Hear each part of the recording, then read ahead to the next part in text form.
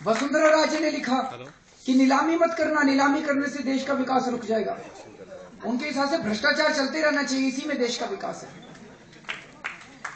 बीजू जनता दल, उनके नवीन पटनायक जी हैं, उन्होंने भी लिखा कि आप नीलामी मत कर देना।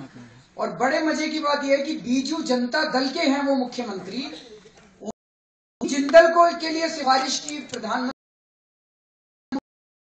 ये बीजू जनता दल के हैं, दोनों अपोजिशन में एक दूसरे के, लेकिन एक दूसरे की सिफारिश कर रहे हैं, इसको ठेका दे दो, एक कोयले का ब्लॉक इसको भी दे दो। तो इन सारी पार्टियों में कोई फर्क नहीं है, ये साफ जाहिर हो गया देश के सामने। ये सारी आप बीजेपी को वोट डाल दो तो कांग्रेस वालों को भी ठेके मिलते हैं, कांग्रेस को वोट डाल दो तो बीजेपी वालों को भी ठेके मिलते हैं।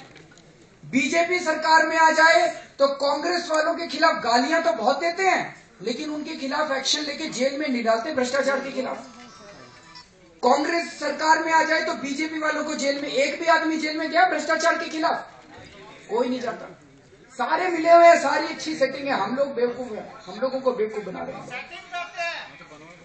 तो साथियों, पहली चीज तो परसों ये सब पूरे देश के सामने हो गई, सारे देश के अंदर ये मैसेज चला गया कि बीजेपी और कांग्रेस दोनों के दोनों भ्रष्ट हैं और दोनों मिले हुए हैं, दोनों के अंदर अच्छी सेटिंग है।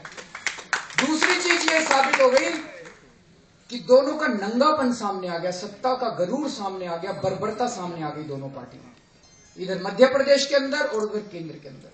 और ये दो मैसेज हमें देने थे, तो मुझे लगता है हमारा इतवार का पूरा आंदोलन बहुत ही सफल रहा। मैं आप लोगों से पूछना चाहता हूं, क्या कांग्रेस पार्टी इस देश से भ्रष्टाचार खत्म कर सकती है? क्या कांग्रेस पार्टी इस देश से महंगाई खत्म कर सकती है? क्या कांग्रेस पार्टी इस देश को अच्छा भविष्य दे सकती है? तो क्या अगले किसी भी चुनाव में कांग्रेस पार्टी को वोट देना चाहिए? बिल्कुल नहीं। क्या बीजेपी इस देश से महंगाई दूर कर सकती है?